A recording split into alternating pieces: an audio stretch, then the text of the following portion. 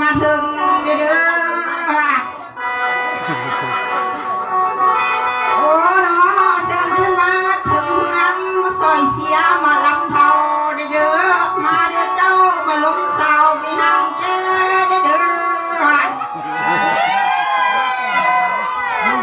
โอ้เนาะอันไม่ว่าผู้เฒ่านี่จังสิหัวเฒ่ากันยังแข็งอยู่เด้อยังแข็งผู้เฒ่าเลยยังอยู่เด้อ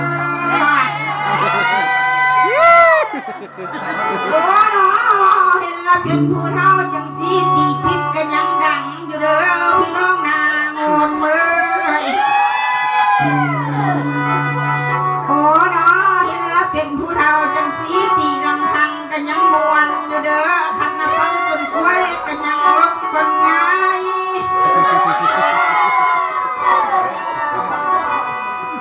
โอ้เนาะเชิญเชิญเด้อเชิญเด้อแล้วพอห้างพอใหม่มาเสียสาวมีห้างเกเด้อโอ้เนาะหรือว่าที่เขาเป็นผู้เฒ่าฉันบ่เห็นเดาสิบ่มีฉันบ่โอ้เนาะคันละมามื้อนี้เฒ่าก็เฒ่าแต่โตเด้อพี่น้องเด้อโซก็โซแต่ล้างเด้อและทางกลางยังดีอยู่โอ้เนาะคันว่าใต้ท้องน้อยก็ยังโตกับล้าง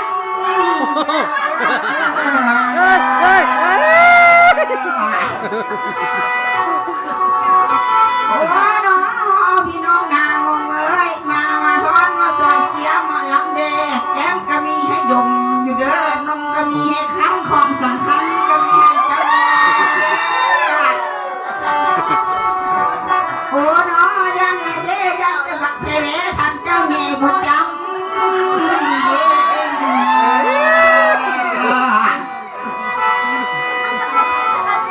โอ้เนา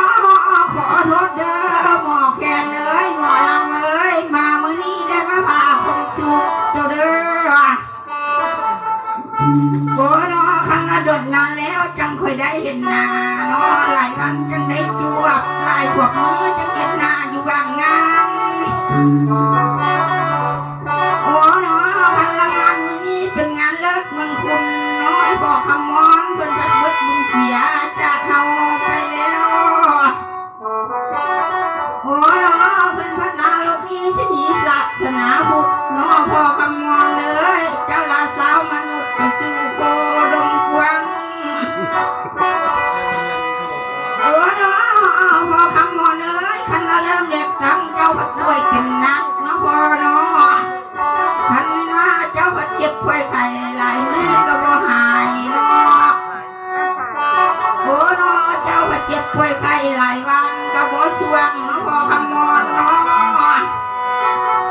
โอ้เนาะหมอยาหลวงลูกก็หามาแค่หมอยาเล่าลูกก็หามาใส่คันว่ายาหักไว้ทุกตัวเจ้าก็บ่เศร้าอีตัวเงี้ย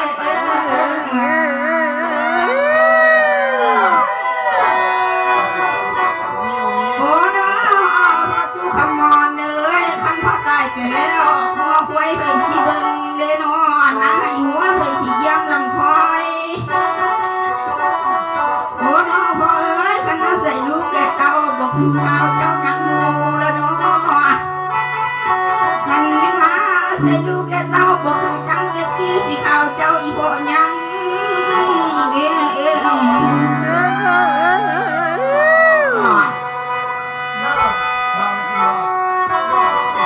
โอ้เนาะ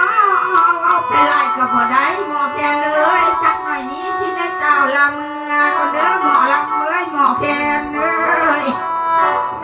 ท่านบ่มือก็บ่ได้บ่มีไผนอนน้ำพออีพ่อคันชงไว้หนูสิเต้นทองเที่ยว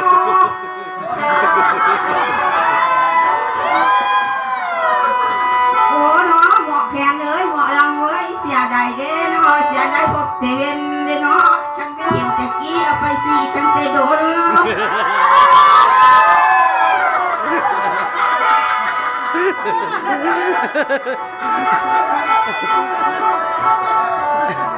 โอ้เนาะคันละมามื้อนี้ไอ้บ่าวหมอลำเอ้ยสาวนางงสาวแม่โพเพิ่นอยากทำเด้ละทำไอ้ก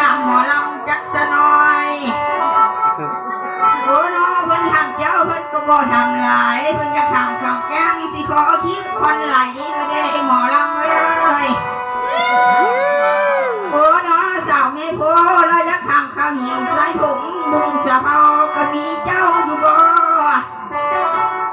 โอ้เนาะคันก็มีบันกอคันก็มีบันคองแห่จอมทองเนาะสาวไม่พอเพิ่นอยากเก่าลงวานโอ้เนาะคันเงินตาแห่จอมทองวานแล้วสิจอมแก้วจะวานล